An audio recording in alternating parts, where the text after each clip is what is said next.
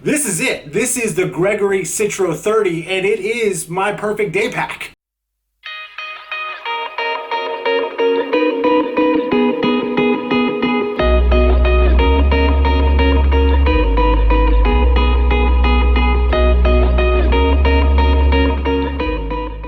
Hey, what's going on? It's Matt. Welcome back to the channel. If you've been watching me for some time, and hopefully you have, you know that for the last 4 or 5 months I've been doing day pack reviews on this YouTube channel because I've been searching for what I would consider my perfect day pack. And the last one that I did was the Osprey Stratos 34, and I thought that was my perfect pack. It wasn't until I uploaded and edited the video, which there's not much editing, that I realized I really don't like that bag. So I immediately hopped on REI and started searching for bags. And I've never really clarified what I wanted in a perfect day pack. For me, there's a lot of things I don't want to divulge too much into them, but it has to be able to hold everything that I take on a day hike. And that's a little bit, more than what a typical person would take on a day hike. I mean, I take a drone with me, I take camera gear, and I'm a little bit of a Boy Scout when I go on day hikes because I'm not too concerned about weight. So I tend to take a lot of stuff. So any pack that was in that 25 plus liter range were packs that I were looking at. And I'd always looked at Osprey packs simply for the fact that they had some features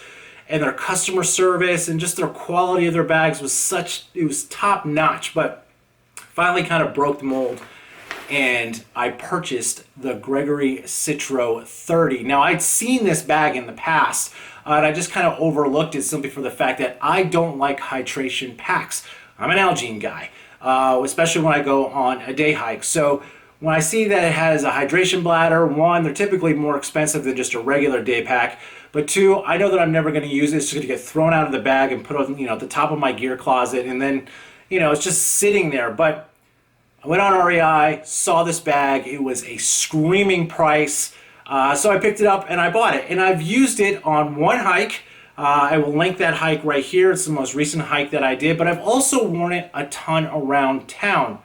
That sounds weird. I take it to the park with my kid, and I've been using it on a day-to-day basis, almost as a daily carrier, and it's just been fantastic. Now, there are some drawbacks to this bag, and I'm going to talk about them, but let's kind of go through the bag right now, and I'll tell you what I like, and then I'll tell you what I don't like. So Gregory has a system that's very similar to Osprey's airspeed system, where there's this trampoline style back that's pushed away from the rest of the pack, creating this great ventilation and airflow. So there is a light wire frame that goes around the pack. Both of the straps are very, very well padded. There's places to put your sunglasses, and there's quick pull straps. It's very, very, similar to a high-end day pack, in which you would find on all high-end day packs. These straps are not as breathable, I have found, as the Ospreys, but at the end of the day, it doesn't bother me that much because where I primarily sweat when I hike, yes, it's a great topic to talk about, it's not on my shoulders, it's literally on my back, so this does a great job of ventilating. One of the things that I mentioned that I liked about the Stratos 34 was the width of the actual hip belt buckling system. Obviously these are just nylon, but at the end of the day these are thick as well, and when you're a bigger guy, when you're tall, you don't want something flimsy kind of around your waist. These really do hunker down. The hip belt does have 2 very generous pockets in it, and as we kind of work our way around the bag, there's a mesh water bottle on this side as well as the other side.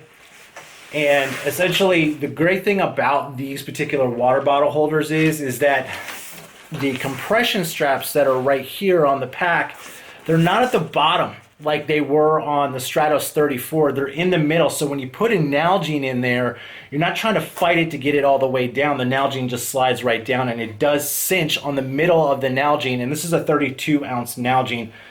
And I really do love that. That was one of the things that I didn't mention in the Osprey Stratos review, but it used to bother the crap out of me. Moving to the front of the pack, There's a bunch of, compression straps right here as well. One of the things that I absolutely love on any pack is this huge mesh pocket.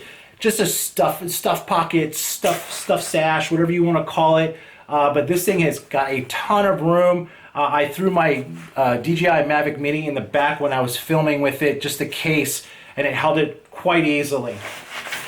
Moving up to the top of the bag, this first pocket right here, this is what I would consider a sunglass pocket, and the reason why is the inside is nice and soft and it's padded. There's a good amount of space in there. I love the high-vis green on this. It's just absolutely fantastic. And you know what? You don't have to put a case on your sunglasses or your reading glasses or your eyeglasses if you're going to put them in there, because they won't scratch, because the material in here is not going to allow that. The next pocket is the main compartment, and once again with the high-vis green, 30 liters can fit in here very, very well. There's a mesh pocket up here, and this is where you would put your keys, and guess what? It's sewn to the bag. If you've watched any of my other reviews on Osprey bags, and obviously this isn't an Osprey, so that's probably why it's sewn to the bag, that was one of my biggest complaints with them, was that the internal mesh pockets would just like flap around. It made no sense. Sew it to the bag. There is a little key holder right here for your keys as well. One of the things that I want to talk about too is that the way that Gregory does their system with the suspension on the back, it doesn't feel as intrusive to the actual volume of the bag, where I think that the Ospreys, for some strange reason, it makes the bag feel smaller. The final zip compartment is where the water bladder goes, and I'm going to kind of cheat you guys because I took it out because I just don't use it, but it is right here. It's a separate compartment. There is a little hanger right there, and the water bladder is 3 liters. So if you're a water bladder kind of person, this has got a ton of capacity for God knows why someone would want to carry around 6 pounds of water. I don't know, but to each its own. One of the other things that I didn't like about the Osprey Stratos 34 that this bag took care of is the compression straps right here. When you're unzipping the bag to get into the main compartment, you don't have to undo the compression straps. I mean, this is how a backpack is supposed to work. And does it go down all the way? Yes, it does. And so that's one of the things that used to bother me about the Stratos 34. So is this it? Is this the end of my search? Well, you're gonna be honest with you, that one thing that really bothers me is that it just feels too short in the torso. And I'm a tall guy, I'm 6'4". So, is it worth kind of continuing the search? I don't know, maybe. I know that Gregory makes another pack. I want to call it the Miwok for some reason. I'm not really sure, but it has an adjustable harness, kind of like the Osprey packs do, where you can make the torso longer and shorter. But it's not so short that this bag isn't doable. It's just kind of stretched out when I go on a hike. It carries very well. It has a lot of the things that I love about a good day pack. So I don't know, you'll probably have to sit still and keep watching this goddamn channel, find out if I'm going to buy another backpack. But thanks for watching these things. Hope everybody's having a great time and staying safe. I'll talk to you soon.